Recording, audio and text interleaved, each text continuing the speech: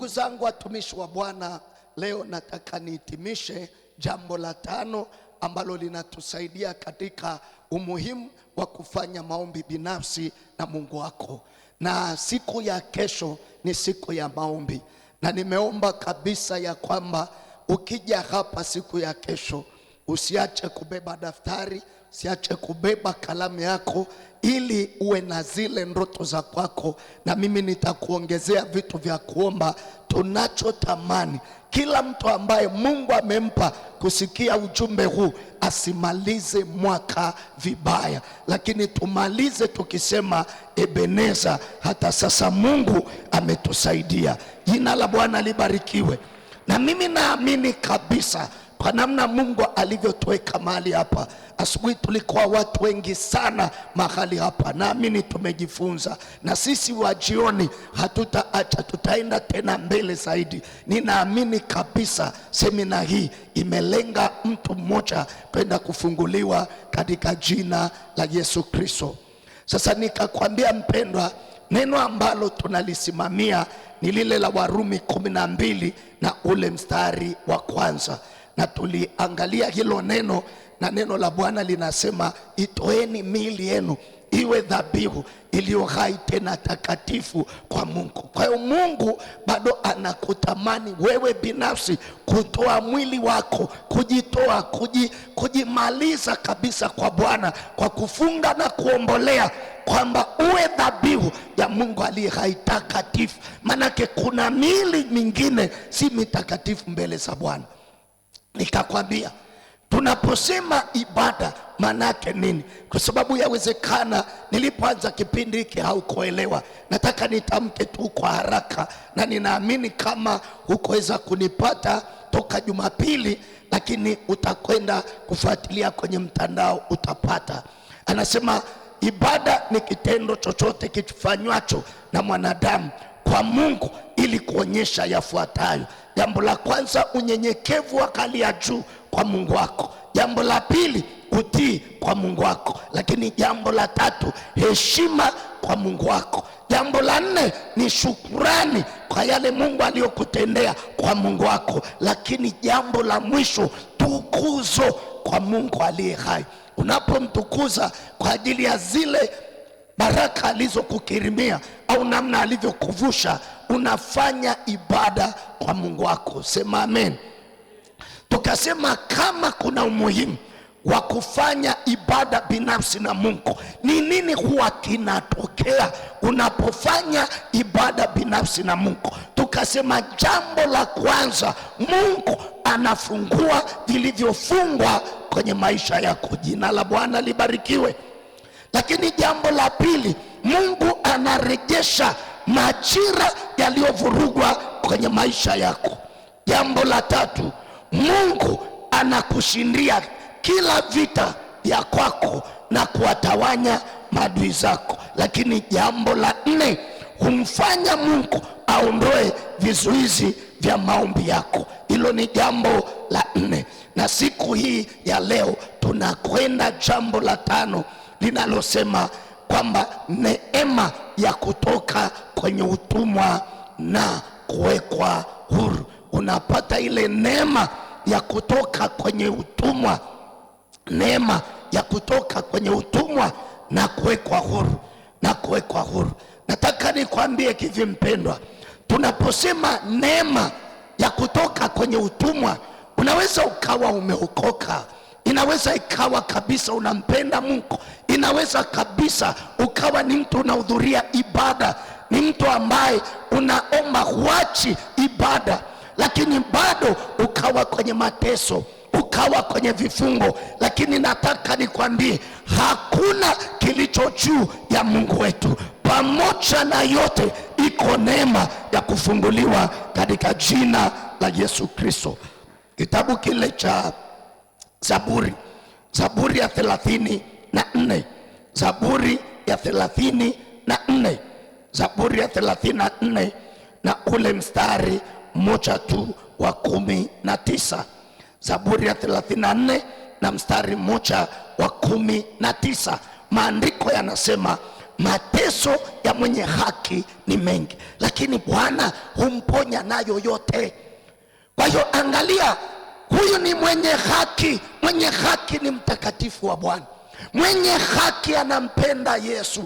Mwenye haki ameokoka. Mwenye haki amekubalika kwa Mungu wake.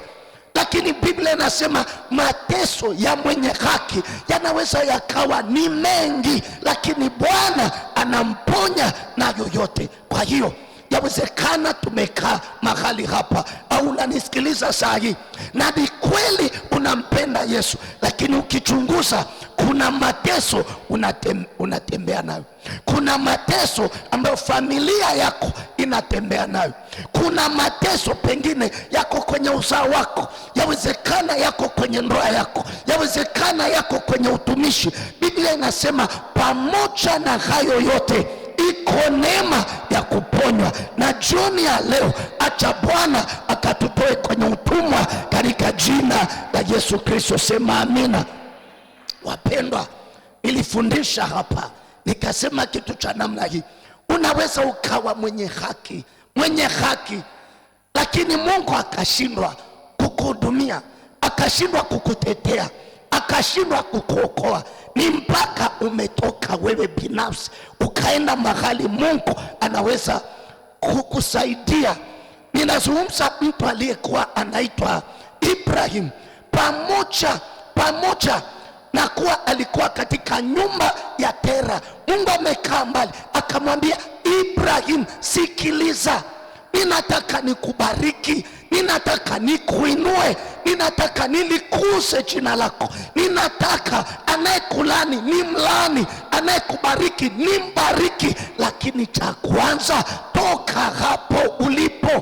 Pana miungu kwenye nyumba ya baba yako, kuna miungu, na hiyo miungu ni kizuizi cha mimi kutembea na wewe. Ibrahim anaitwa baba wa imani kwa sababu hakumjua Mungu, hakuijua sauti yake, anaisikiliza kwa mara ya kwanza, akatii, na alipotii Mungu alimbariki. Na mimi nakuombea jioni ya leo utoke mahali ulipo uende mahali ambapo Mungu atakufungua vifungo vyako katika jina la Yesu Kristo. Bwana Yesu asifiwe. Bwana Yesu asifiwe. Ninakuombea sana mtumishi wa Mungu. Uko kwenye semina hii, lakini sio kwa bahati mbaya. Umeacha vyote, lakini sio kwa bahati mbaya. Na mimi nataka nizungumze na watu ambao wameikana, watu ambao kwa kweli wanasema niko kwenye semina, lakini akili yangu inapokwenda pale nyumbani hakuko sawa, kazini hakuko sawa, kwenye biashara hakuko sawa. Ni kweli ninaishi, lakini ni kama sina amani. Yani kuna watu ambao hawajatenda dhambi, hawajakosea lolote, lakini akiamka amevunjika, hajielewi. Ni kama ulimwengu wake wa roho umefungwa. Jioni ya leo iko neema ya kufunguliwa katika jina la Yesu Kristo, na jina la Bwana libarikiwe. Sasa ndugu zangu wapendwa, niombe niangalie mstari ule wa 10 wa kitabu cha Mambo ya Nyakati wa kwanza, ile sura ya 33. Mambo ya Nyakati wa kwanza, Mambo ya Nyakati wa kwanza kuna 33 hapo, labda Mambo ya Nyakati wa pili. Hebu niangalie vizuri. Mambo ya Nyakati wa pili pengine kuna 33 na mstari ule wa 10 mpaka wa 13. Ni kweli kabisa, ni Mambo ya Nyakati wa pili 33, ule mstari wa 10 mpaka ule wa 13. Mambo ya Nyakati wa pili 33 mstari wa 10 mpaka ule wa 13. Naye Bwana akasema na Manase na watu wake wala wasiangalie. Kwa hiyo Bwana akaleta juu yao maakida wa jeshi la mfalme wa Ashuru, waliomkamata Manase kwa minyororo, wakamfunga kwa pingu, wakamchukua mpaka Babeli. Hata alipokuwa katika taabu, hata alipokuwa katika taabu akamsihi Bwana Mungu wake, akajinyenyekeza sana mbele za Mungu wa baba yake, akamwomba naye akamtakabali, akayasikia maombi yake. Piga kelele, sema amen. Akamrudisha tena Yerusalemu katika ufalme wake. Ndipo Manase akajua ya kwamba Bwana ndiye Mungu. Sasa Manase alifanya nini? Turudi mstari ule wa 6. Turudi kwenye mstari wa 6. Anasema tena akawapitisha wanawe motoni katika bonde la mwana wa Hinomu, akatazama bao, akabashiri, akafanya uganga, akajishughulisha na hao wenye pepo wa utambuzi na wachawi, akafanya mabaya mengi machoni pa Bwana hata kumkasirisha. Niangalie huko mbele. Huyu ni Manase, alitawala Yerusalemu wapendwa, lakini akafika mahali akamwacha Bwana, akaanza kufanya mambo ya uganga, akaanza kufanya ushirikina, akaanza kubashiri, akaanza kuangalia wapiga bao. Mimi nataka nikwambie tuko hii kahama, lakini wapendwa, kahama unaona watu mchana wamevaa vizuri, wanapendeza. Si kila mmoja moyoni mwake anapendeza kama ilivyo unavyomwona kwa macho ya damu na nyama. Wengine wanafanya biashara kwa mambo ya ushirikina, wengine ni wachawi, wengine kabisa hata hawampendi Yesu. Hata wakija kwenye ibada ni kutimiza ratiba, na wanapofanya hivyo ujue ukiwa katikati yao nguvu za Mungu hazitaweza kushuka. Aheri jioni ya leo, kama kuna mali umekamatika, Mungu akuweke huru katika jina la Yesu Kristo. Sema amen. Nimesema kitu cha namna hii, na mimi naomba nikwambie, unaweza ukawa mtakatifu sana, mtakatifu mbele za Mungu aliye hai, tena ukawa huna dhambi, lakini nyumbani kwako akiwepo mtu yeyote asiyeamini ikawa ni shida. Nisikilize, kuna mtu mmoja aliambiwa ingia kwenye vita alafu utashinda. Alikuwa anaitwa Yoshua, akaingia vitani, Mungu amemwambia utashinda. Akatokea mtu mmoja anaitwa Akani, akaona vitu vizuri akaviba, akaona fedha akaiba, akaona nguo nzuri akaziba. Mungu alikasirika, na ghafla Israeli wakajikuta wanauawa wanaume wengi kupita kawaida. Nyumba zikabaki na mayatima, zikabaki na wajane. Yoshua anamwambia, kwa nini Mungu uniambie twende vitani alafu nitashinda, alafu saa hii umeruhusu tupigwe kiasi hiki mpaka watu wasio na hatia? Akasema, miongoni mwenu kuna mtu ambaye hayuko sawa. Ita kabila za watu, ita familia, ita mtu kwa mtu. Akakamatika huyu bwana. Alipokamatika, nini kilitokea? Alipigwa mawe, mke wake kapigwa mawe, na mke wake hakushiriki. Watoto wake wakapigwa mawe na hawakushiriki. Wanyama, Biblia inasema mpaka mifugo yake mawe yakajaa namna hii, na anasema ile chuguu ya mawe yaliyomuua yule ndugu yapo mpaka leo. Kuna mtu anaweza akaja nyumbani kwako kinyume, anaweza akawa mume wako, anaweza akawa mke wako, akaenda kwa mganga na akaleta uharibifu kwenye malango, anakitia kizazi kwenye kifungo. Na mimi nakuombea, hata kama walikuja kwa siri, acha Yesu jioni ya leo akuweke huru katika jina la Yesu Kristo, na jina la Bwana libarikiwe. Nazungumza na watu jioni ya leo. Narudia tena, ni kweli tunakuja ibada, lakini usione kila anayependeza kwenye ibada amembeba Yesu. Kuna watu wengine wako kwenye ibada hawapendi kitu kinaitwa maombi.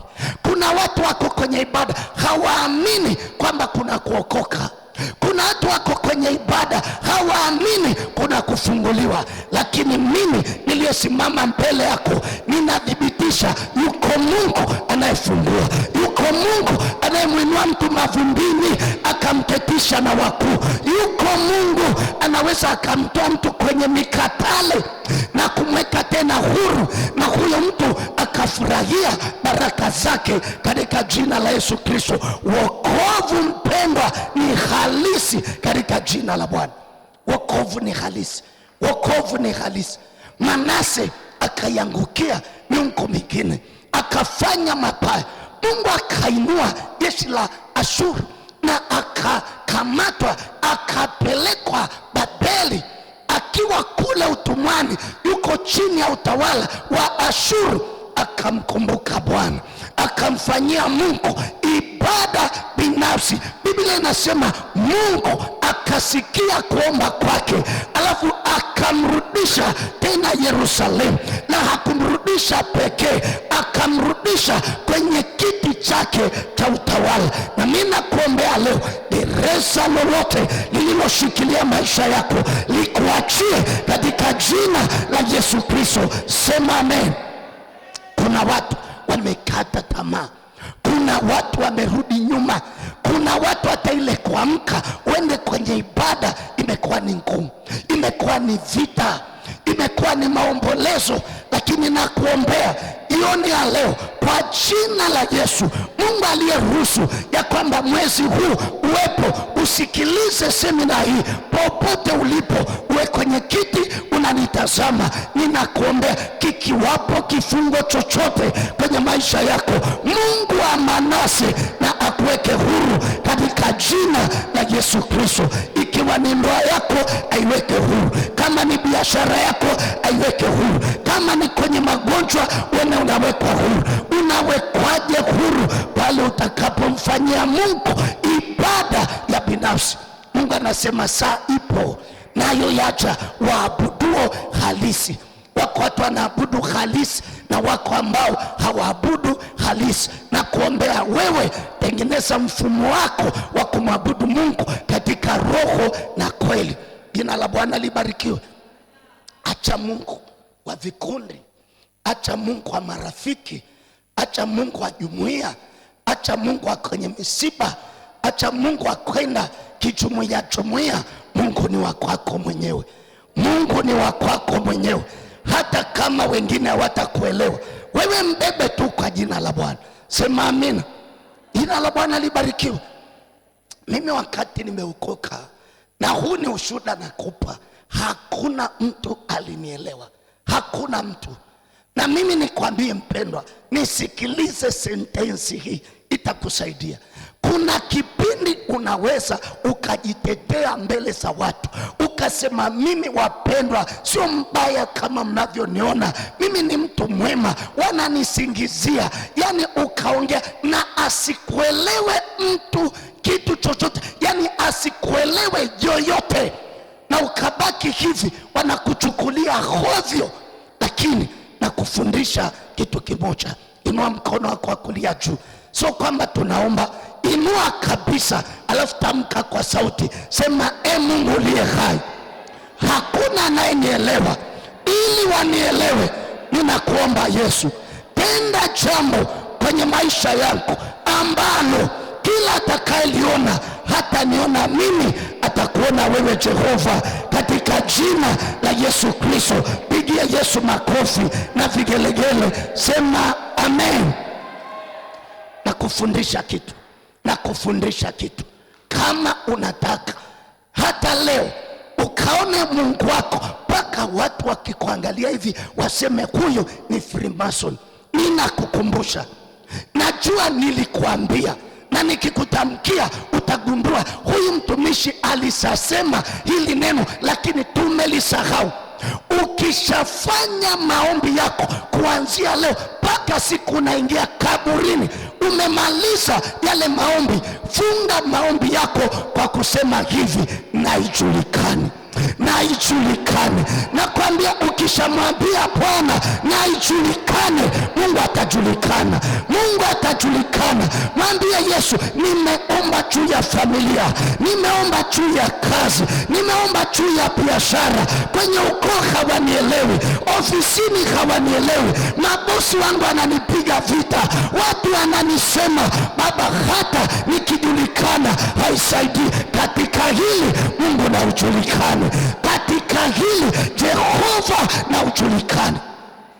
Unaiona ndoa yangu, unawaona watoto wangu, unaona mzaliwa wangu wa kiume, unaona mzaliwa wangu wa kike, unaona jinsi wanavyonichukulia, unaona jinsi ninavyosimama mbele za watu. Watu wananielewa, wengine hawanielewi. Baba, ninaomba katika kila nilichoomba, katika kila ninachofanya, ninaomba wewe Jehova na ijulikane, na ijulikane. Jina la Bwana libarikiwe. Aliomba hayo maombi mtu anaitwa Elia, yuko na miungu Baali 450, yeye yuko peke yake. Akasema, Jehova, katikati ya hawa 450 hata ningefanya kitu hawatanielewa. Aliposema Baba na ujulikane, nakwambia moto ulishuka. Mwambie Baba na ujulikane kwenye huu ugonjwa, na ijulikane kwenye hili pito. Na mimi nakuombea kwa jina la Yesu, tumeingia msimu wa pili wa mwaka. Mungu wako na ajulikane juu ya watoto wako, na ajulikane juu ya mitihani ya watoto wako na wajukuu. Mungu ajulikane. Wanasema haujaolewa, Mungu atajulikana. Wanasema hujapata mtoto, Mungu atajulikana. Wanasema hauna kazi, wewe ni mtu wa mkosi. Mwambie Yesu, nisijulikane mimi, ijulikane damu yako inayonena mema. Yehova, tenda jambo ambalo kila atakayeliona hata niona mimi. Wakiniona mimi sina sura ya kuonekana, sina mali za kuonekana, sina nyumba ya kuonekana, sina mke wa kuonekana, ila Jehova ukisimama, hakuna wa kusimama mbele zako, katika jina la Yesu Kristo. Na mtu mmoja aseme amen. Sema amina. Sema amina. Jina la Bwana libarikiwe. Watu wa media, nimepiga kelele sana. Jina la Bwana libarikiwe. Ngoma inakwenda haiendi. Jina la Bwana libarikiwe. Mlioko kwenye mtandao, kama mnabarikiwa, mnaweka kialama cha namna hii. Walioko kwenye mtandao, jina la Bwana libarikiwe. Hapa tuna makanisa mawili, tuna wewe alafu tuna hawa waliokaa hapa. Jina la Bwana libarikiwe. Sema amen. Mwambie Mungu na ijulikane. Kuna mali unaweza ukasimama namna hii, watu wakakuona kama nyanya mbovu, wakakuona kama kitumbua kilichokosa mnunuzi. Mwambie Mungu, tikisa, fanya jambo Jehova. Sema amen, na Mungu atakusaidia. Hiyo inaitwa ibada binafsi ya ndani. Ambie Mungu, kwenye mji huu hajawahi kufaulu mtoto mtihani, lakini nakuomba Jehova, hebu tenda jambo hata tu watu wajue ya kwamba nimeokoka. Mimi sikuenda chuo kikuu, mimi sikuajiriwa serikalini, lakini kwenye uzao wangu inua tu mtu mmoja atakaye kuwa lango. Mungu na ijulikane. Sema amina. Jina la Bwana libarikiwe. Ndio, mwambie Mungu ajulikane. Mwambie Mungu, amenicheka, wameniona kama sifai, wanaona kama nasaidia watu kuishi, lakini Mungu julikana. Sema amina. Nakaa kila siku naambiwa eti watu wamenunua viwanja. Nikienda hivi nakuta vijana wadogo wako hapo sokoni, wengine hata darasani hawajui kuandika, wana mihela, wananunua bajaji, wananunua magari, mavirikuu, maaisi, yanatoka hapa yanaenda huko. Mwambie Mungu, sitasindikiza watu kuishi, na mimi ninaishi. Kama unamwinua mtu kutoka mavumbini ukamtetisha na wakuu, aliyeko mavumbini ni mimi Jehova, na ijulikane kupitia mimi, hata familia wajue ya kwamba sikujiita, nimeitwa. Sema amina. Sema amina. Mwambie jirani yako, mwambie jirani, muangalie kwa jicho la pembeni, apende asipende. Mwambie jirani, usinione kama nilivyo, sijajiita, nimeitwa. Alafu mweke mkono hapa kwenye saa, mkono wa kushoto mgonge namna hii, mwambie ni swala la muda. Mwambie jipange, Mungu wangu hajalala, iko siku atadhibitika. Sema amina, sema amen. Manase akamlilia Bwana peke yake, yuko utumwani, ametekwa. Manake tunaweza tukasema umetekwa, una Yesu wa baraka ila haupo kwenye baraka. Una Mungu anayejibu ila hauna majibu ya maombi yako. Una Mungu anayetoa neema lakini hizo neema hazipo, adui amekuhamisha. Lakini mwambie Mungu, niko hapa, haijalishi niko wapi, na mimi nitakusaidia jioni ya leo, na utauona mkono wa Mungu katika jina la Bwana. Kuna neema na kuna faida pale unapomfanyia Mungu ibada ya binafsi. So kwa sababu watu wanaenda ibada, usiimbe kwa sababu umekosa kazi. Imba kwa sababu umetambua mimi ni madhabahu ya Mungu aliye hai. Sema amina, sema amina. Usitoe sadaka za mavuno kwa sababu ni msimu wa kutoa, lakini toa ukijua kuna mahali Mungu amenitoa akanileta hapa. Kwa hiyo hata nikikaa navyo haitakuwa furaha, ngoja nikamwambie Mungu asante. Sema amina. Mtu mmoja alimba kwaya, akaimba mwaka wa kwanza, mwaka wa pili, mwaka wa tatu, akaamua kuacha, akarudi mtaani. Watu wakamuuliza, kwani umeacha kwaya? Asema mimi nimekaa huko duniani. Wakasema huko duniani hakuna vijana. Nikaambiwa kanisani kuna vijana nasa kwaya. Nimejiunga, vijana wote wa kwaya wanaoa sharika zingine na miji mingine. Amebaki mmoja, nikimwangalia hana mbele hana nyuma. Nimeamua kurudi nyumbani. Kumbe si wote wanaokuja wenye lengo la kumwabudu Mungu. Sema amina. Wengine wanasali waliambiwa nendeni ibada, alafu angalia hizo kwaya zote, utaona hapo kimsichana kizuri, anza. Kwa wengine wanaabudu ili wapate wachumba ndani ya kwaya. Akishaona yule, unashangaa amekuja Jumanne. Wapendwa, Bwana Yesu asifiwe, amen. Karibu mpendwa, unatokea wapi? Oh, mimi naitwa Ngotonye, nimetoka kijiji cha Ndelailiso. Kwa hiyo nimekuja kuimba hapa. Kila Jumapili nikiwaona mnavyoimba nasikia kubarikiwa. Kwa hiyo nitaimba sauti ya 4. Li sauti lake lenyewe la 3, yeye anasema la 4, mpaka mwalimu anamwambia imba ya 3. Kumbe lenyewe lishaona kabinti kakicheza hapa, akiona vile vibega namna hii, asema hili bega nalitaka nyumbani, kongoja nikaimbe ili nikae karibu naye. Siku 2 3 nasikia ndoa imetangazwa, alafu akioana wote hawako kwaya. Tupungeane. Ukiona mtu kahama hii alikuwa anaimba, akaingia kwenye ndoa, akaacha kuimba, akaacha kuhubiri, akaacha kwenda jumuiya kwa kisingizio, wapendwa, majukumu yamekuwa mengi, hilo ni pepo kwa jina la Yesu. Ndoa ni masaidiano. Kama ulikuwa huabudu vizuri, unaabudu vizuri. Ulikuwa na 500,000 unapata 1,000,000. Hukuwa na akili, unakuwa na akili. Hukuweza kufanya, unafanya. Ukiingia kwenye ndoa, manake ndoa ni masaidiano katika jina la Yesu Kristo. Sema amen. Maana ya ndoa ni mambo 4 tu, hakuna maana nyingine. Maana ya kwanza ya ndoa ni agizo la Mungu. Alianzisha ndoa ni Mungu mwenyewe. Mwanaume atamwacha baba yake na mama yake, ataambatana na nani? Na mkewe. Jina la Bwana libarikiwe. Atakuwa mwili mmoja. Huko kwenye kuambatana. Maana ya pili ya ndoa, si vyema huyu mtu awe peke yake. Maana ya pili ya ndoa ni masaidiano. Sema amina. Kwa hiyo mwanamke, ukiingia kwenye ndoa, umjue mume wako anafanya nini, wewe uko una nini. Wewe ukiingia kwenye hiyo familia, ukasaidie. Huyu mtu alikuwa hawezi ili aweze. Sema amina. alikuwa hana mtoto apate mtoto, alikuwa na mtaji mdogo apate mkubwa. Huyu ni daktari anarudi na mawazo makubwa, hana muda kupika, hana muda kuwaza, anarudi usiku maoperation nini. Wewe umsaidie, uwe faraja kwake. Jina la Bwana libarikiwe. Maana ya tatu ya ndoa ni uzao.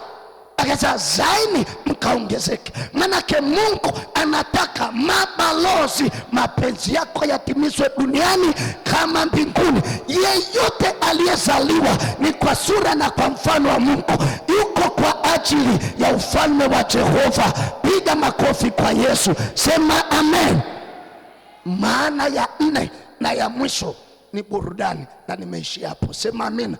Tupungiane hewani kwa jina la Bwana. Sio kila siku tunajifungua. Sema amina. Kuna kuja na msongo wa mawazo, kuna kuja umechoka. Sema amina. Sema amina. Umechoka, maji ya moto, maneno mazuri. Hamna shida mme wangu, umechoka, ngoja nikunyoshe mgongo. Unanyoshwa mgongo. Sema amina. Shingo inawekwa vizuri. Sema amina. Unafanywa scrub. Sema amina. Unamwagiwa vimafuta kidogo vya olive, mgongo unasuguliwa. Sema amina. Unasema ewa, kesho naweza kwenda wapi? Kazini. Tupungiane hewani namna hiyo. Mchungaji yuko hapa. Baba, sijaingia kwenye ndoa ila nimefundisha. Sema amina. Mwambie jirani yako, mtumishi anasema burudani. Umeona yule kijana ameimba hapa, Parishweka yuko namna hii. Ukimaliza burudani, kuna ya nyumbani. Sema amina. Ukija hapa unashangaa tu kazi zinafanyika, yani kuna dekiwa, mtu anacheka mwenyewe huko ametoka vizuri. Sema amina. Lakini ukishaanza kuambiwa mbwa wewe, takataka, paka wewe, kuku, manake kama we ni kuku, huyu aliyekuambia we ni kuku ye ni jogoo anaishi. Sema amina. Sio lengo langu, lakini nimekuambia ibada binafsi nyumbani itakufungua, itakuweka huru, itakutoa kwenye utumwa. Kitabu kile cha Marko ile sura ya 10. Kitabu cha Marko ile sura ya 10. Angalia kitabu cha Marko. Kitabu cha Marko ile sura ya 10. Kitabu cha Marko ile sura ya 10. Tunaanzia mstari wa 46 mpaka wa 52. Naomba nisome tu kwa sehemu, alafu tutazungumza, kwa sababu maneno haya wengi tunayachua. Kitabu cha Marko 10:46 anasema wakafika Yeriko.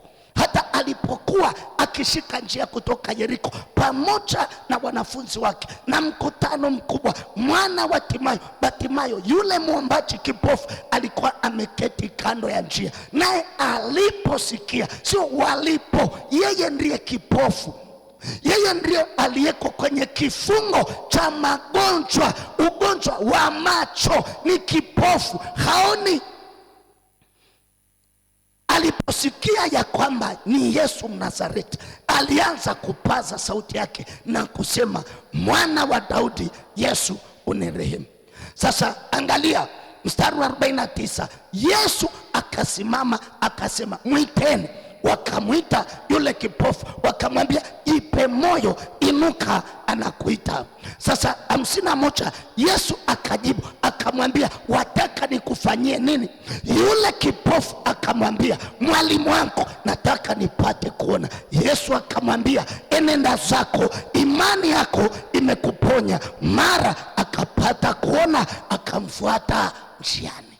Jina la Bwana libarikiwe. Huyu ni mtu alikuwa katikati ya watu, na alipokuwa hana macho, yeye mwenyewe anataka aende akafanye kazi. Nisikilize mpendwa, neno hili likusaidie. Hata dhambi unayotenda ni upofu mbele za Mungu. Ndio maana huoni baraka, ndio maana huoni mpenyo. Uchawi ni upofu, ushirikina ni upofu. Mungu akusaidie jioni ya leo. Mungu akusaidie mpendwa. Tutakapoenda kuomba hapa, mwambie Mungu, kuna vitu nimetamani kuviona, na viona kwa wengine, kwangu havijatokea. Mwambie Mungu akupe kuona, na utaona kwa jina la Bwana. Jina la Bwana libarikiwe. Jina la Bwana libarikiwe.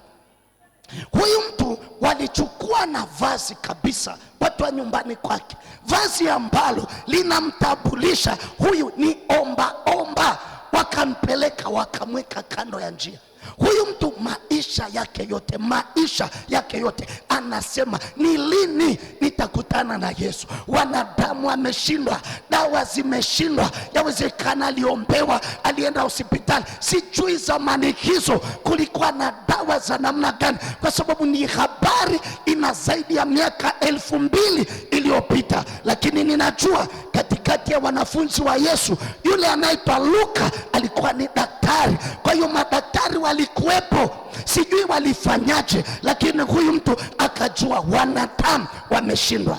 Akasikia kuna mtu anaitwa Yesu, na akatamani siku moja angekutana naye ili aone. Wapendwa, niko mahali hapa, ninajua ulipokaa kwenye kiti kuna namna unatamani kuona jambo fulani. Jioni ya leo acha Bwana kufungue upate kuona katika jina la Yesu Kristo. Jina la Bwana libarikiwe. Sema amen. Sema amen.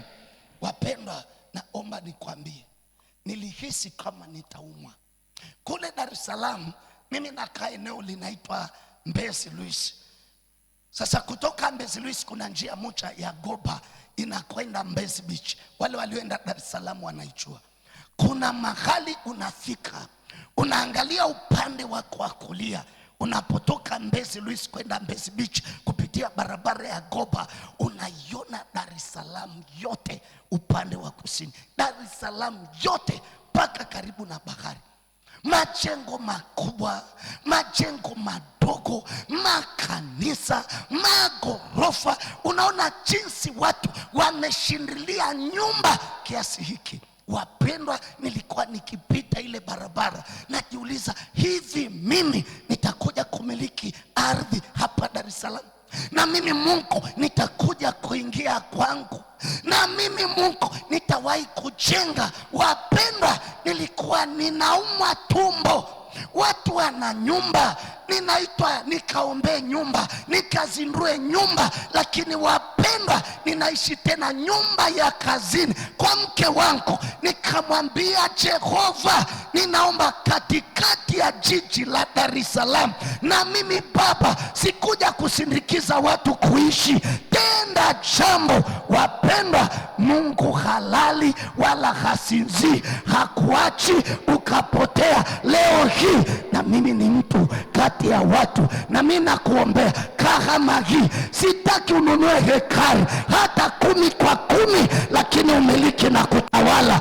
Usimilikiwe kwa jina la Yesu Kristo. Uone jambo, uone jambo, Mungu akutendee jambo.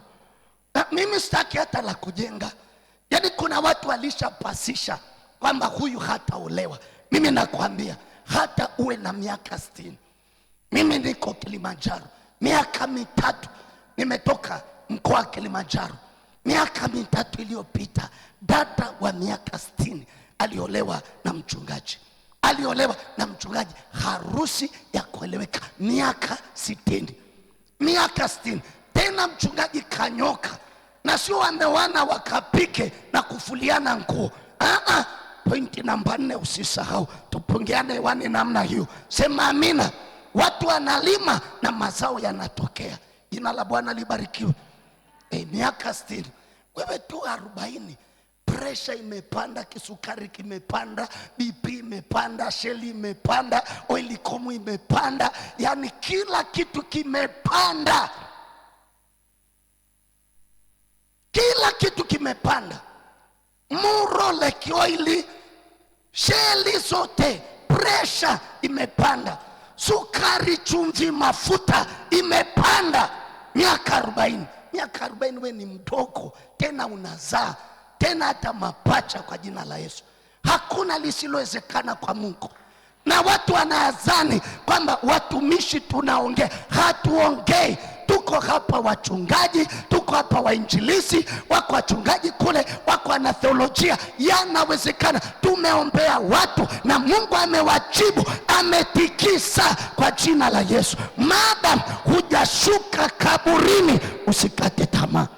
Usikate tamaa, hujashuka kaburini. Wapendwa, acha watu waseme, midomo hailipiwi vocha. Wanasema mchana, wanasema jioni. Nilikufundisha hapa mwaka jana, nikakwambia ukitaka usiwe na presha wala sukari wala chumvi, ukiamka asubuhi sema ninajua watasema. Iambie nafsi yako, mwambie jirani yako, ninajua watasema. Na nilikwambia, unataka kusahau?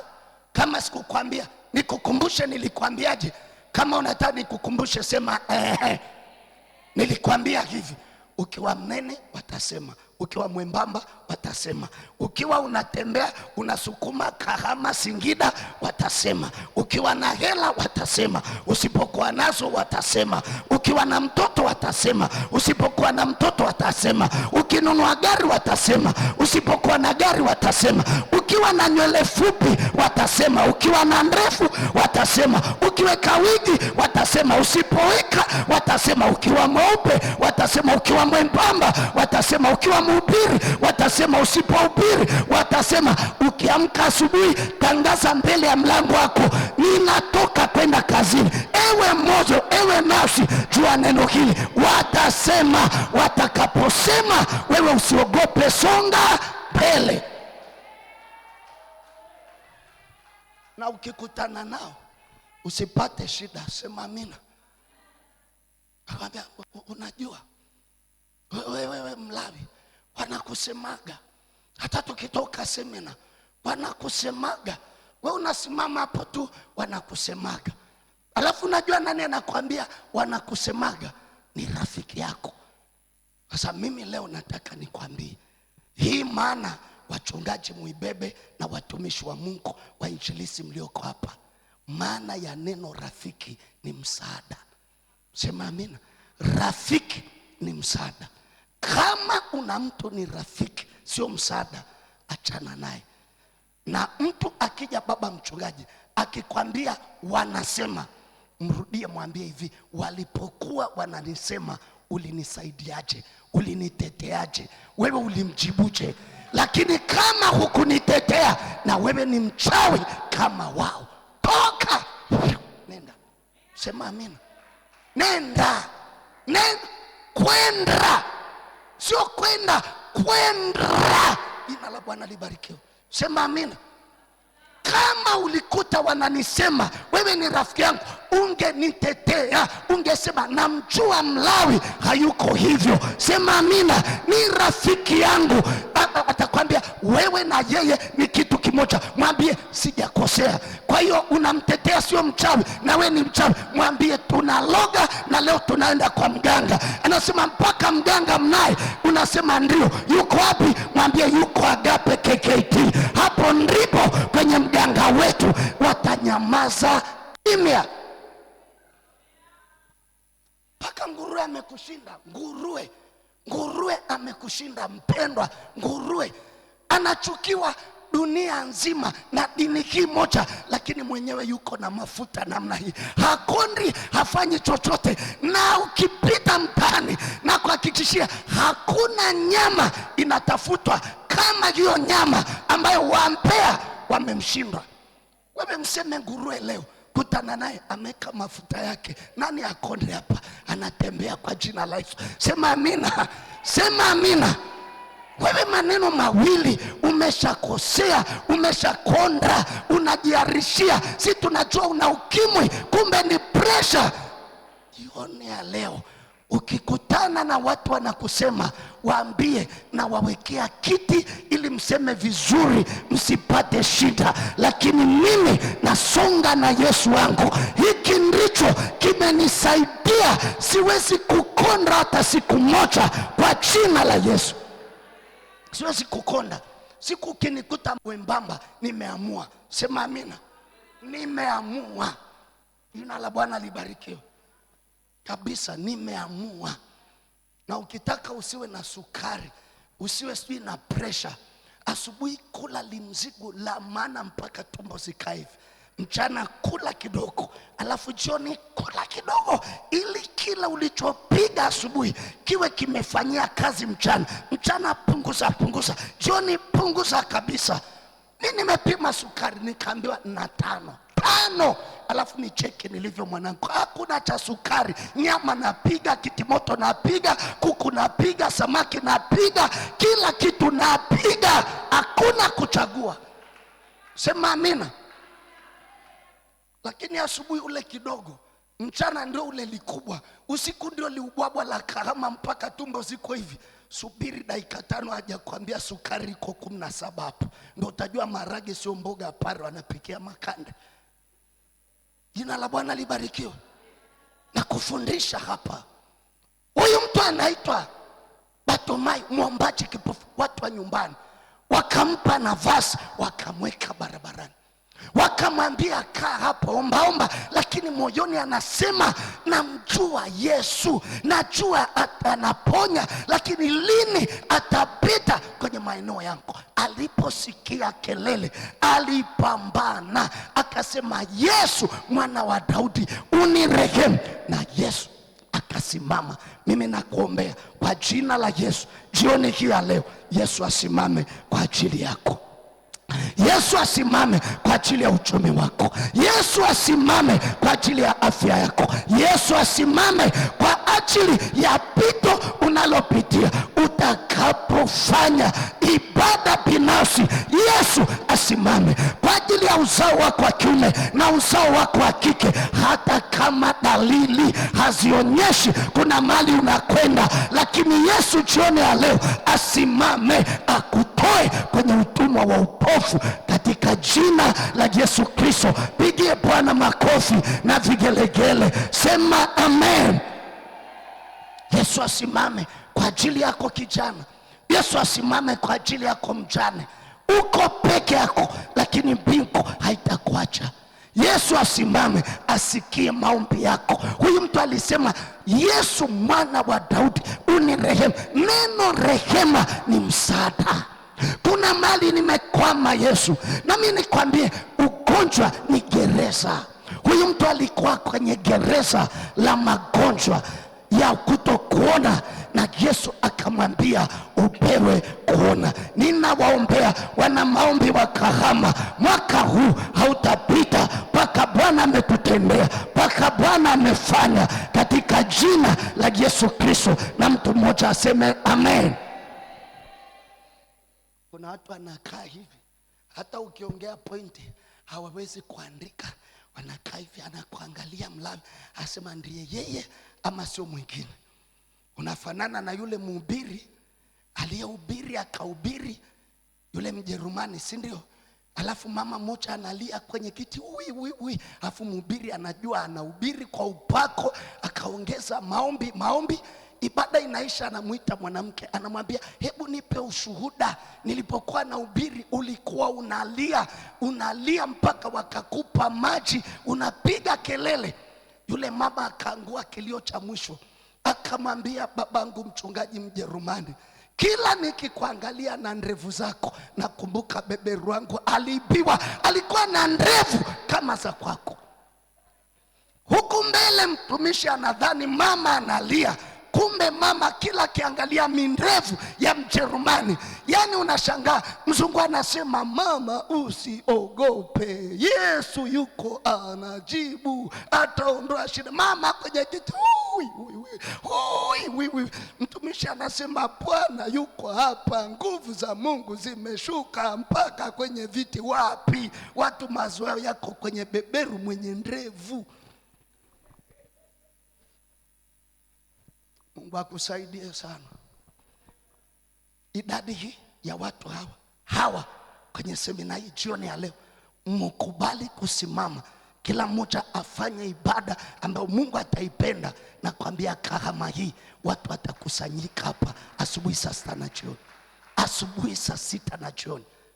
Na kuambia mimi wapendwa, kuna kanisa moja liko pale Dar es Salaam liko pale Dar es Salaam. Baba mkuu wa jimbo amekuja. Siku baba mkuu wa jimbo amekuja, tulizunguka naye, tukatembea naye. Mimi na ndugu yangu anaitwa Baraka Mbise, baba mkuu wa jimbo hapa. Mimi nakwambia ule mchana mjini, mchana saa 7 mpaka saa 7 na dakika 45, na kuhakikishia wafanyakazi posta, Ikulu ile yote, sijui wapi mpaka kule sijui wapi Mnazi Mmoja sijui wapi, na kwambia wanakimbizana kwenye hiyo ibada.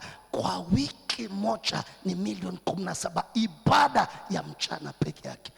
Watu wana kazi, watu wana vyeo, watu wana fedha zao. Na kwambia mtu anasimamisha gari ya milioni 400 haendi kula, na ana magorofa, ana mihela. Ulaya anakwenda kama mtu anayekwenda chooni kujisaidia, lakini mchana anasema siendi kula, ni lunch hour, ngoja nikimbilie madhabahuni katika jina la Yesu Kristo.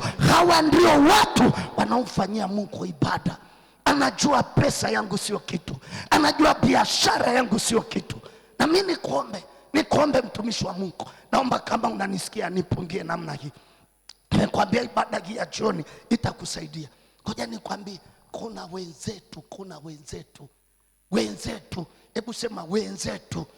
Hatuasemi ni wenzetu, lakini nakwambia siku yao ya kuabudu, katikati ya siku, nakwambia katikati ya mji wa Kahama atashusha frame namna hii. Hata wateja wawe kiasi gani, watashusha frame, watafunga, wako ibadani.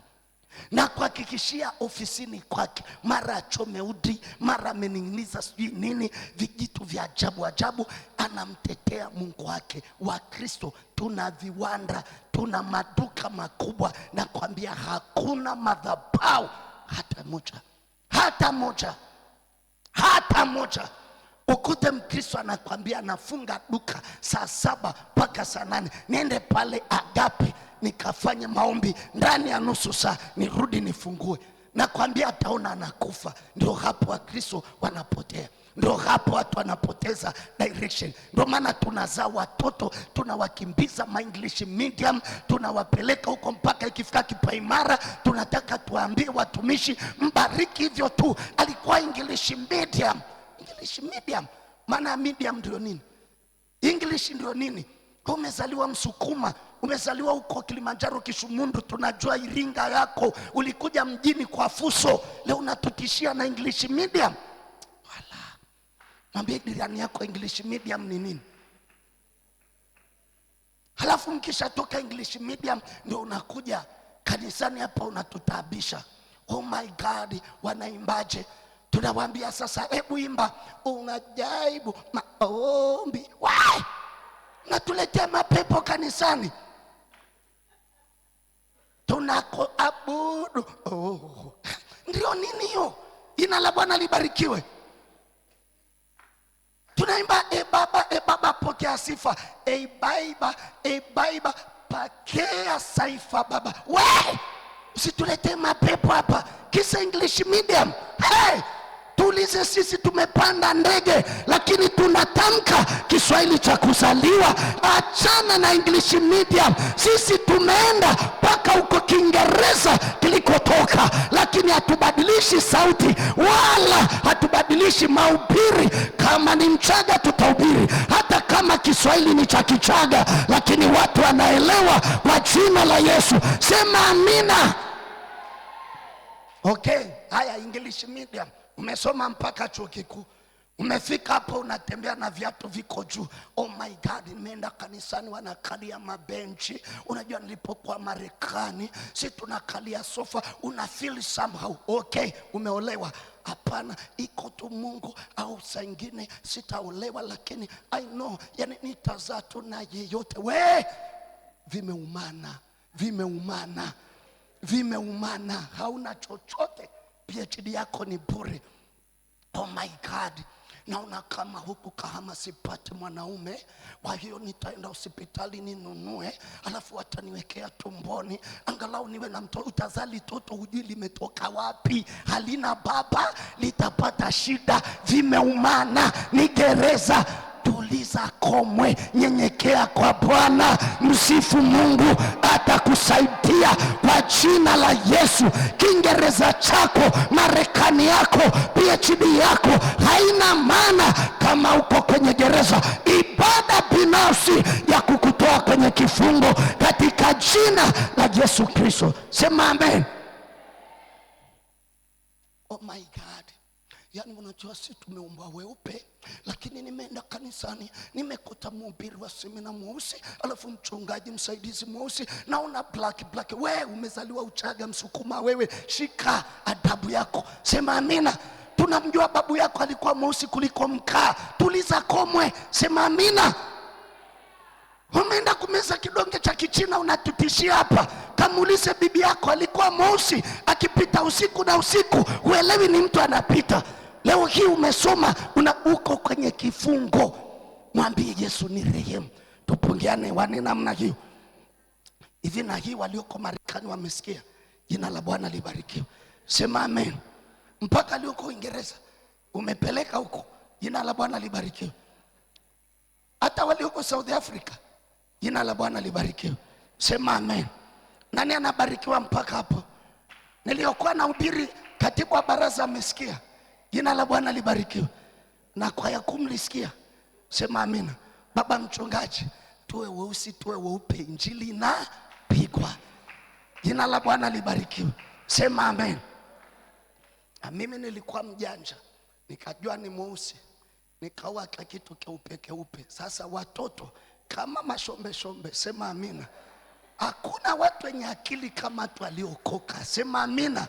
Unajijua tu lisura lako liko kushoto, unatafuta kitu kimenyoka, ukijumlisha kinachotoka hapo nadhani cha South Africa. Sema amina. Na hakuna watu wanajua kuwa kama walokole. Hakuna mlokole mwenye mke mbaya. Na kwambia hakuna watu anachaguaga kama lokole kabisa. Mpaka unajiuliza, huyu Mlawi mwenye kichwa cha mabonde, huyu dada alimpendea nini? Alipendea kibali na ibada binafsi kwa jina la Yesu Kristo, sio kwa sababu ya sura. Mwambie jirani yako Kitabu cha Ayubu ile sura ya 42 na mstari wa 10. Kitabu cha Ayubu ile sura ya 42. Kitabu cha Ayubu sura ile ya mwisho kabisa, mstari wa 10. Tunaenda kumaliza kwa jina la Bwana. Anasema, kisha Bwana akaugeuza uteka wa Ayubu.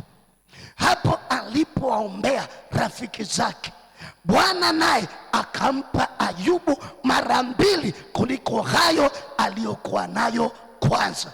Alipataje mara 2? Aliwaombea ndugu zake, marafiki zake. Sema amina. Alikaa kwenye vifungo vya magonjwa, anajikuna namna hii. Ng'ombe wamepotea, watoto wake 10, 7 wa kiume, 3 wa kike, wamekufa wote.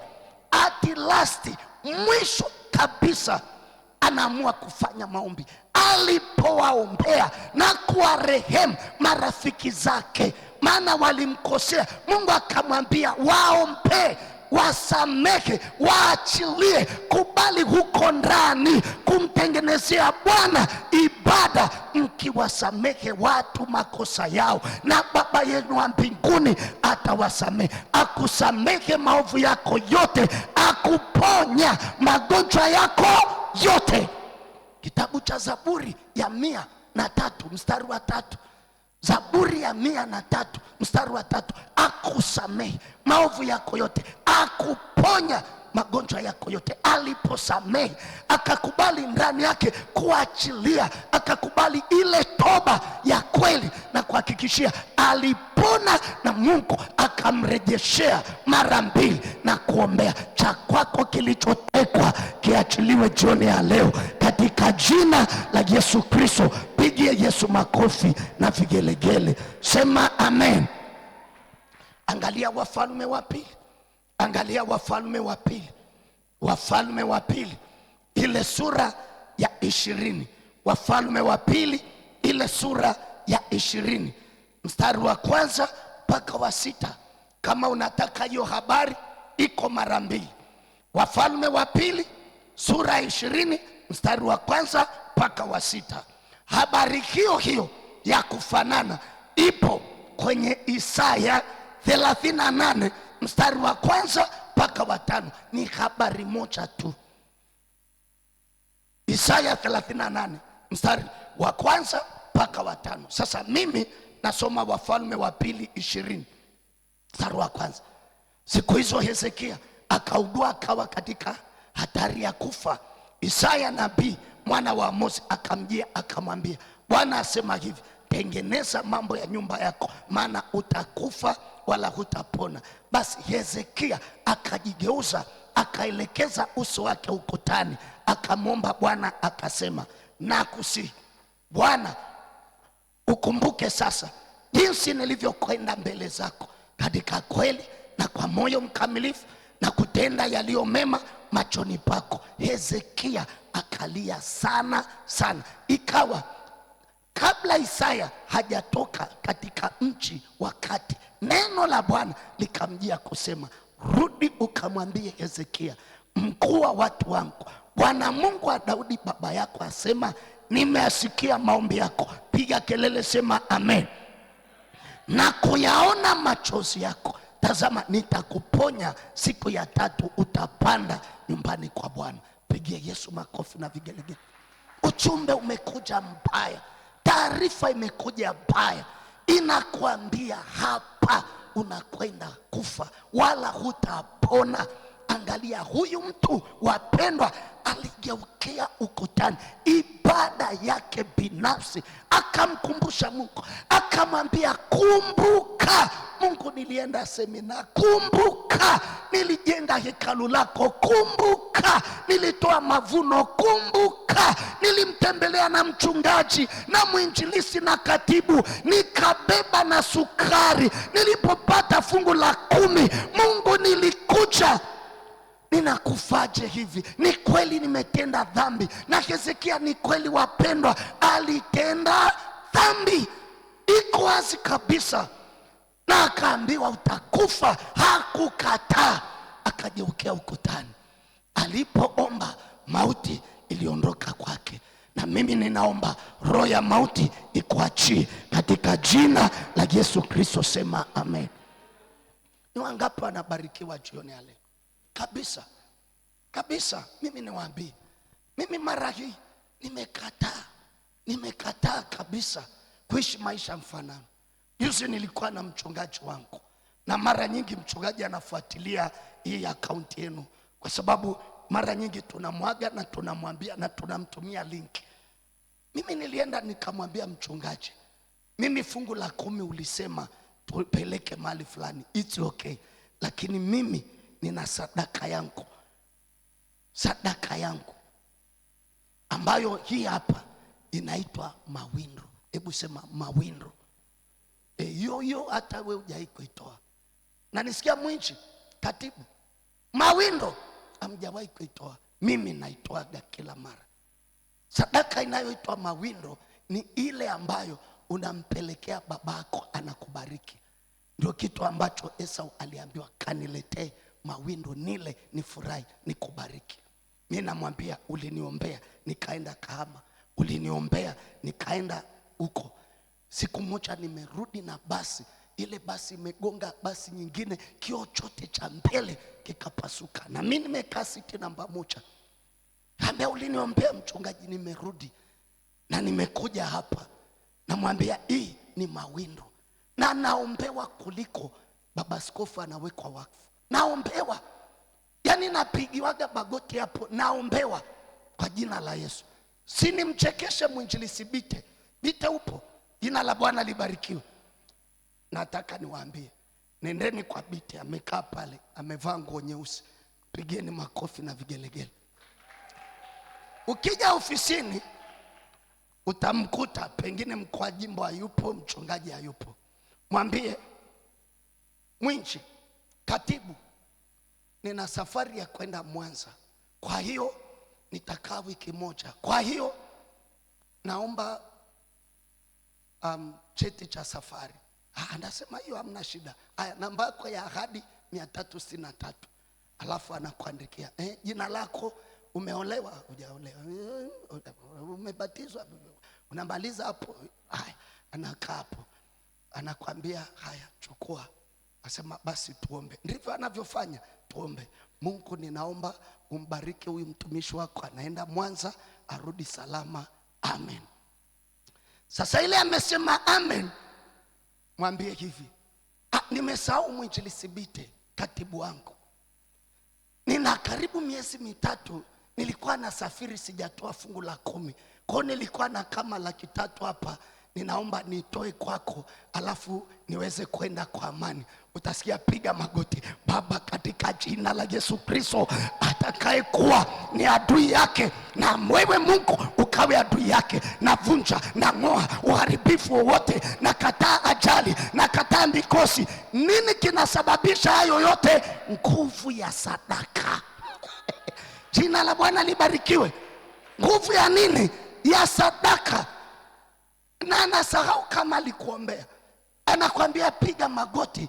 Nakwambia ataomba mpaka utasikia hata baba akiwa huko kwenye gari, inzi wote waende kwa wengine wasimkalie. Yani atatafuta na vya kuongea. Baba, pigana juu ya ndoa yake. Wakati una hata mchumba, utaombewa juu ya ndoa. Nini? Nguvu ya sadaka. Sasa wewe unakaa hapa mwaka mzima, hauna mavuno, hauna cha kumwambia Mungu. Utatokaje kwenye magereza? Mwenzio aligeukia ukutani, lakini Mungu akachungulia akaunti, akakuta inasoma. Sema amina. Nabii ameshafika barabarani kule. Mungu sio kigeugeu, sio mwanadamu. Ilibidi Mungu ageuke. Isaya, kwa hiki nilichokiona cha Hezekia, hiki kifungo na kimwachie kwa jina la Yesu. Rudi kamwambie, na kwa usumbufu miaka 15 ya kuongezewa katika jina la Yesu Kristo. Na kuhakikishia, kama alikuwa na miaka 80, alipiga 95 kwa jina la Yesu. Miaka 10 utajenga ghorofa, utafanya maendeleo. Mungu ukimfanyia ibada binafsi, anakutoa kwenye utumwa wa magonjwa, kwenye utumwa wowote katika jina la Yesu Kristo. Hata mauti, biashara yako haiwezi kufa, elimu ya watoto wako haiwezi kufa, mahusiano hayawezi kufa. Tatizo lako unaomba leo, unaacha wiki hii na siku zote za maisha yetu. Tutajifunza hapa na tunakwenda kuhitimisha kumfanyia Mungu ibada binafsi. Ibada binafsi inabadilisha historia yako. Na mimi niko mahali hapa kuitangazia karama. Tunakwenda kubadilishwa katika jina la Yesu Kristo. Piga makofi mbele za Mungu aliye hai. Sema amen. Ngoja nimalize kabisa. Nikisoma ile andiko sisomi tena. Yona 2. Angalia Yona 2. Yona, tumsome nabii Yona. Na kuna watu toka Januari, haki ya nani, ndio umesikia Yona. Ulikuwa ushamsahau, hujai kumsoma. Toka Januari imeanza, somo la waraka lenye la Jumapili umesahau, ndio utakumbuka Yona kweli. Yona 2. Yona 2. Yani somo la waraka leo ni Alhamisi, haukumbuki. Huko hapa tu kwaya inaimba, unacheka. Bwana, wanasemaga Bwana, Bwana. Jina la Bwana libarikiwe. Ngoma zinapigwa hapa. Nasukuma anavyopenda mziki, kama yule jamaa aliyeimba. Yuko wapi? Ile sebene nitaitolea sadaka. Paka Parisha amecheza leo, haki ya nani mbele hapa, mwimbaji binafsi huyu mama. Ile sebene limeenda shule. Hiyo studio ni studio ya kweli. Yule ndugu yuko wapi? Kama yupo mwambie kuna 5,000 yake akanywe soda. Jina la Bwana libarikiwe. Kama yupo, amesema atakuwepo siku zote, lakini amesepa, yuko ibada nyingine. Jina la Bwana libarikiwe. Haya, Yona 2, tuombe kwa jina la Bwana. Ndipo Yona akamuomba Bwana Mungu wake katika tumbo la yule samaki. Mstari wa 2 akasema, nalimlilia Bwana kwa sababu ya shida yangu, naye akanitikia. Katika tumbo la kuzimu naliomba, nawe ukanisikia sauti yangu. Paka hapo tu, piga makofi kwa Yesu. alimkosea Mungu. Ametumwa aende Ninawi, kakimbilia wapi? Tarishishi. Mungu akasubiri afike katikati ya bahari, akaanzisha mawimbi, watu wakapoteza mali zao, kila kitu akatupa kwenye bahari. Wakakikuta kimejificha chini kabisa kule ya usafiri. Wakakiuliza, wewe unaitwa nani, umetoka wapi, una nini? Akaanza kusema, kweli haya yote yamewapata kwa sababu ya kwangu. Haya, tukufanyeje? Nitupeni kwenye bahari. Watu wakasema, kama kadai mwenyewe huyo taa. Akatokea bonge la samaki, pap, likamkamata. Asema, mimi nakufa. Ameenda kwenye utumbo wa samaki, limeingia, sijui ilikuwa linyangumi lile, pa, halitafuni. Jamaa siku ya kwanza, ya pili, ya tatu, akaanza kutubu, yuko kwenye tumbo la samaki chini huko baharini, nyangumi, kwa sababu sio kisamaki kama hiki tunakula, ni ule mbwasha mkubwa kama tembo, una kilo karibu 3,000. Liling'ang'ania, pa, hakuna kufa. Ametulia namna hii, anasubiri nyongo ianze kufanya kazi. Mungu ameshikilia tumboni. Fikiria amekaa katikati ya utumbo. Unaujua utumbo, wewe umechinja kuku, umechinja mbuzi na kitimoto, unajua ndani ya utumbo kuna nini? Kaa kule katikati ya utumbo, katulia namna hii. Akamwomba Mungu, na kuambia Mungu alisikia maombi yake. Anasema tumbo la kuzimu. Yani ule samaki alitoka juu akamdaka, akaenda kuzimu. Hasa mimi sijui kuzimu kitheology, sitaki kuzungumza sana, lakini ndivyo maandiko yanatuambia, to hell, ataenda kuzimu. Yuko kuzimu kwenye tumbo, samaki akapanda akamtapika. Kwa nini leo usifunguliwe kwa jina la Yesu? Ninakuombea jambo moja la kwanza, Mungu asimame kama Bartimayo, akutoe kwenye jaribu lako. Mungu asimame kwa ajili yako. Mungu asimame kwa ajili ya watoto wako. Lakini utumwa wowote unaopitia, iwe ni magonjwa, iwe nguvu za giza, iwe ni roho ya kukataliwa, mbingu ikashughulike na wewe. Jioni ya leo ni ya kutoka kwenye utumwa. Naomba usimame katika jina la Yesu Kristo. Naomba usimame, naomba usimame na ushike sadaka yako vizuri. Nashukuru Mungu, tuko na mchungaji hapa, pengine ni mgeni, lakini atakaribishwa na mchungaji pale tutakapomaliza kwa jina la Bwana. Kabisa, naomba usimame mtumishi wa Mungu. Sio muda kuangalia pochi, ni sadaka ulioiandaa tayari kabisa mbele za Mungu. Wale ambao mnatutazama kwa njia ya mtandao, kuna namba zinapita hapo chini, utazitumia, utatuma sadaka yako. Ni muhimu kabisa na itatufikia kwa jina la Bwana. Na kabla tujatoa hii sadaka, siku ya kesho tumesema ni siku ya maombi. Nimekufundisha mambo 5, na pengine ni wakati wa kanisa kumwambia Mungu, msimu wa pili wa mwaka tunataka kukufanyia ibada, na tutasimama na sadaka muhimu. Na sadaka yako ni sehemu pia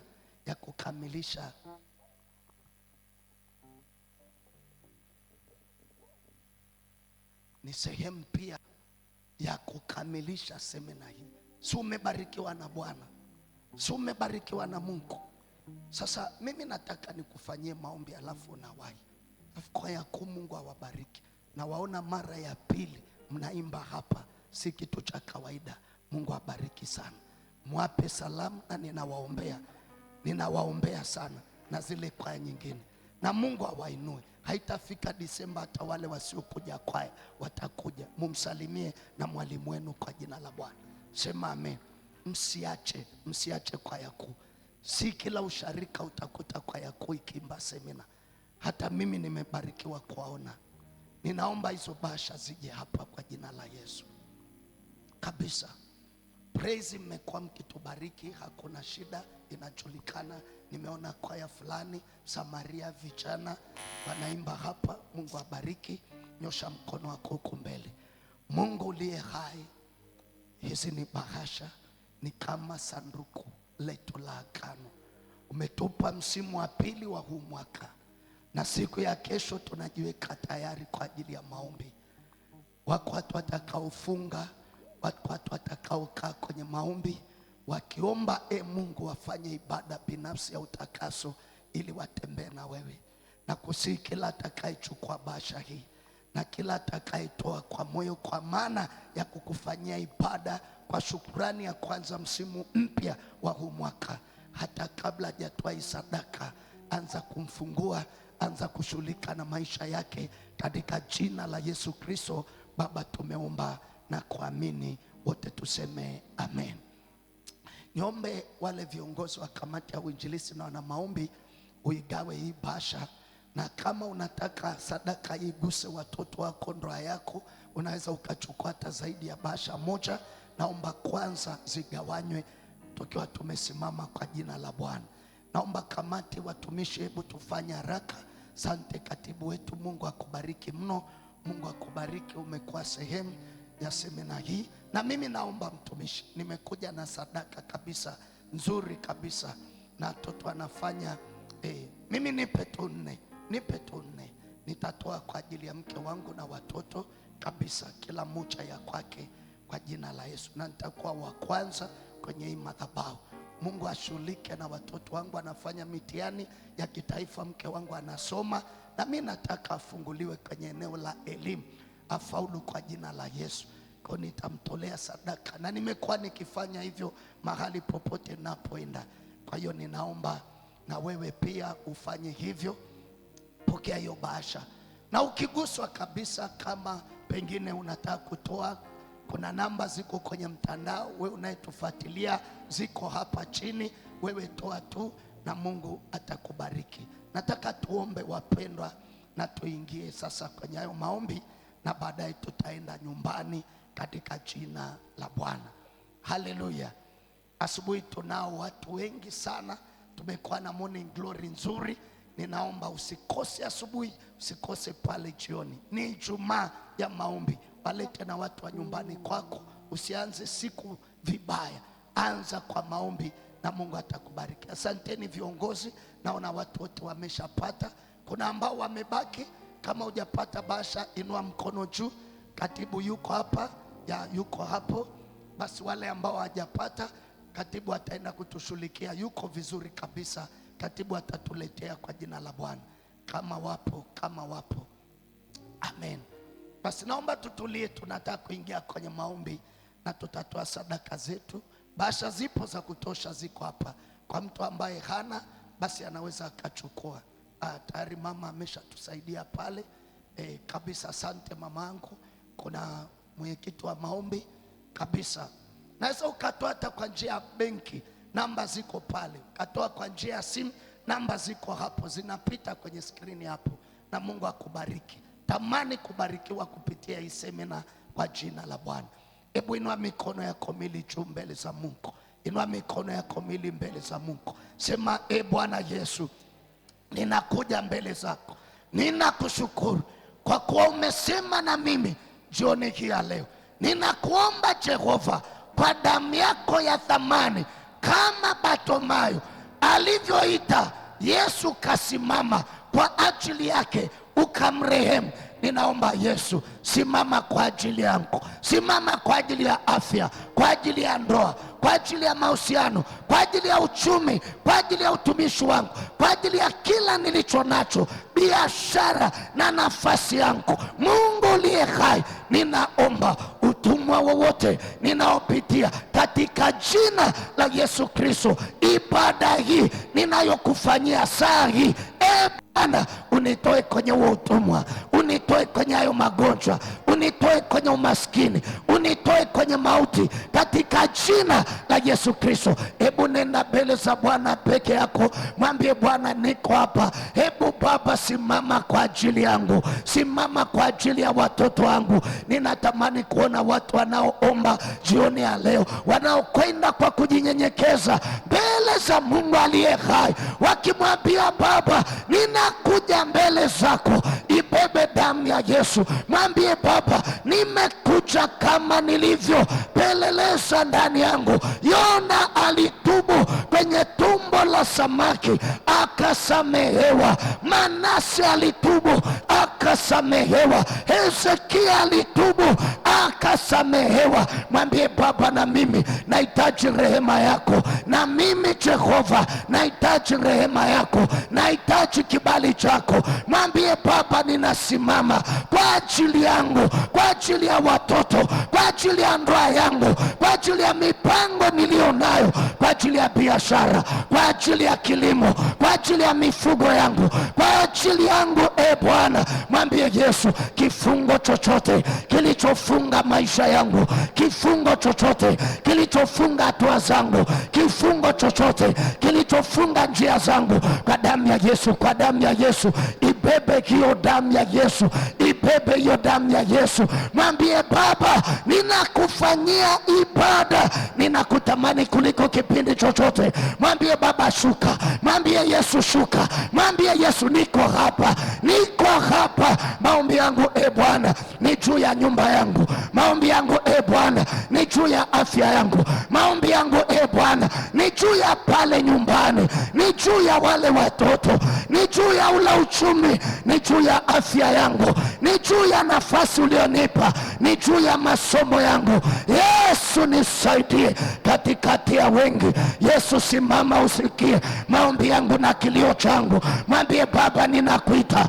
kama Bartimayo alikuita kwa sababu alitaka kuona, na mimi nataka nione wema wako Jehova. Natamani nione utukufu wako Jehova. Natamani nione uponyaji wako. Natamani unitetee, natamani utetee watu wa nyumba yangu, natamani utetee watu wa malango yangu. Nenda mbele za Bwana, nenda mbele za Bwana, nenda mbele za Bwana, omba. Nenda mbele za Bwana, omba. Usikatize hayo maombi. Mwambie Yesu, niko hapa. Mwambie Yesu, niko hapa. Umenileta mahali hapa Yesu, sina kitu kingine, na kutazama wewe, na kutazama wewe Yesu, na kukimbilia Jehova, nisiaibike milele. Mwambie Yesu, niko hapa. Mwambie Yesu, nimekuja. Mwambie Yesu, nakulilia. Mwambie Yesu, nakutamani kuliko majira yoyote. Mungu liye hai, Mungu wa Ibrahim, Mungu wa Isaka na Yakobo, usikie maombi, unaijibu kwa moto. Baba, usiniache. Yesu, sikia maombi yangu. Mwambie Baba, ninaamini utanijibu. Ninaomba ujulikane. Hebu piga kelele mbele za Bwana. Mwambie Yesu, na ujulikane. Mwambie Yesu, na ujulikane.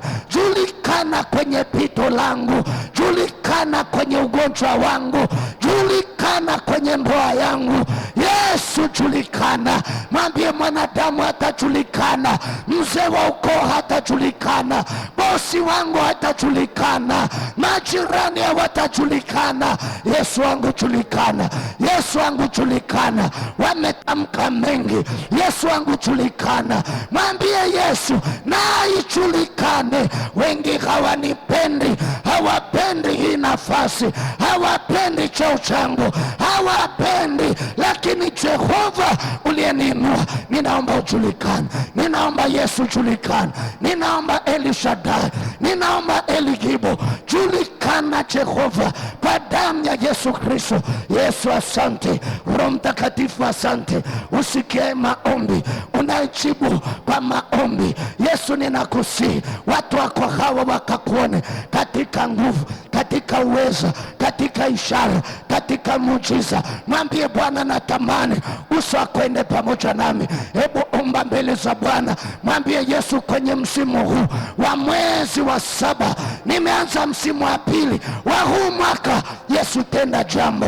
Yesu, tenda jambo kwenye maisha yangu ambalo kila atakayeliona hatamwona mwanadamu, atakuona wewe Jehova, ataona utukufu wako. Mwambie Yesu, ninakuja. Mwambie Yesu, nimekukimbilia ili nisiaibike milele. Kwa haki yako ukaniponye Jehova.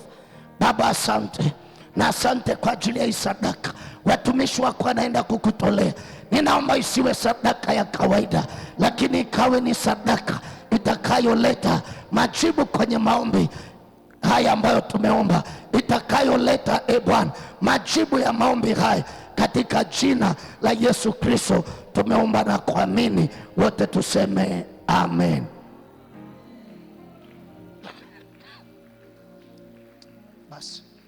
naomba chombo kiwekwe hapa, alafu tutatoa sadaka. Milele na milele sifa na zivume, jina la Yesu na lisifiwe daima. Milele sifa na zivume, jina la Yesu na lisifiwe daima. Hizi bahasha sio za leo, sadaka tunatoa. Hizi bahasha ni za kesho, siku ya kesho ya maombi. Tutatoa asubuhi na tutatoa jioni. Jina la Bwana libarikiwe. Amen. Sasa kwa sababu tunafunga, wewe usimame tu, tutaimba ili pambio na baadaye tutahitimisha kwa jina la Bwana. Haleluya. Milele na milele sifa na zivume, jina la Yesu na lisifiwe daima. Milele na milele sifa na zivume, jina la Yesu na lisifiwe daima. Oh, milele na milele sifa na zivume, jina la Yesu na lisifiwe daima. Milele na milele sifa na zivume, jina la Yesu na lisifiwe daima. Oh, milele na milele sifa na zivume, jina la Yesu na lisifiwe daima. Milele sifa na zivume, jina la Yesu na lisifiwe daima. Oh, milele na milele sifa na zivume, jina la Yesu na lisifiwe daima. Milele na milele sifa na zivume, jina la Yesu na lisifiwe daima. Piga makofi kwa Yesu. Piga makofi. Piga makofi. Piga makofi. Yesu na lisifiwe daima. Milele sifa na zivume, jina la Yesu na lisifiwe daima. Piga makofi kwa Yesu. Kina mama vigelegele. Haleluya. Yesu. Jina la Yesu lisifiwe. Twende, twende, twende, twende, twende, twende, twende. Come on. Haleluya na milele sifa na zivume, jina la Yesu na lisifiwe daima. Milele sifa na zivume, jina la Yesu na lisifiwe daima. Milele na milele sifa na zivume, jina la Yesu na lisifiwe daima. Milele na milele sifa na zivume, jina la Yesu na lisifiwe daima. Oh, na lisifiwe daima. Na lisifiwe daima. Na lisifiwe daima. Oh, na lisifiwe daima. Na lisifiwe daima. Jina la Yesu. Na lisifiwe daima. Oh, na lisifiwe daima. Na lisifiwe daima. Na lisifiwe daima. Haleluya. Piga makofi kwa Yesu Bwana. Haya makofi hayatoshi jamani. Haleluya. Lakini na nyie Kahama bwana. Yaani nyie si Wasukuma, si mnatupigiaga step hapa. Yaani mimi nimecheza kidogo tu hata upigi makofi jamani. Jina la Bwana libarikiwe. Baba mchungaji, mimi ni Mchaga na watu wengi walikuwa wanaamini Wachaga hawajui kucheza. Sasa mimi ndiye mkombozi wao.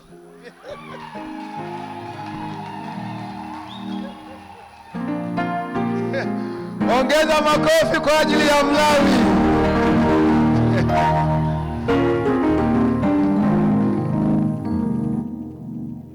Mlawi, tunamuelewa Mungu wako. Mungu akubariki sana. Mungu wako ni mkuu. Ndugu zangu, niwashukuru sana wapendwa wana wa Mungu. Ni siku ya 5 leo. Tuna siku ya kesho na kesho kutwa tutamaliza. Mungu akupe nguvu tumalize salama mwendo huu ninajua hautabaki ulivyokuwa. Bwana Yesu asifiwe sana. Kadiri siku zinavyoendelea kusonga, ndivyo mambo yanavyokuwa moto zaidi. Kwa hiyo uwe moto zaidi, usipoe. Bwana Yesu asifiwe sana.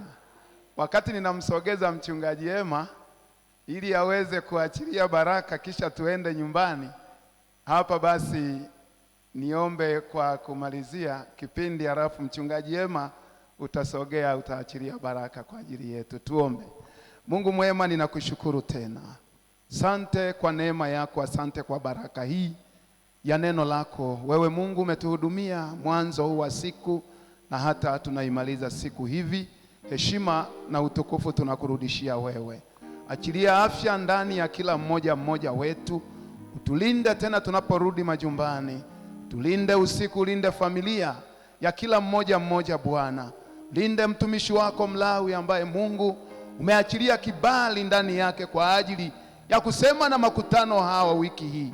Najua Mungu lipo kusudi lako kwa kila mmoja wetu. Lihimidiwe jina lako na litukuzwe kupitia jina lako Yesu Kristo. Ninaomba hivi na kuamini. Amen. Mchungaji unaposogea sasa, karibuni kesho tena saa 12 asubuhi mpaka ile saa 1, lakini jioni katika semina. Kama kawaida, viongozi tutabaki pamoja na waimbaji wote, wazee wa kanisa. Mungu awabariki sana.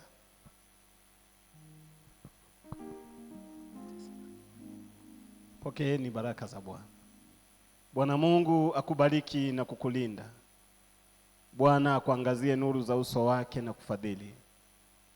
Bwana akuinulie uso wake, akupe amani yake. Katika jina la Mungu Baba na la Mwana na la Roho Mtakatifu. Amen. Mungu awabariki sana. Barikiwe mchungaji. Mungu akubariki sana. Nafikiri tunamfahamu mchungaji Emmanuel Yohana kutoka usharika wetu. Mungu akubariki, karibu tena.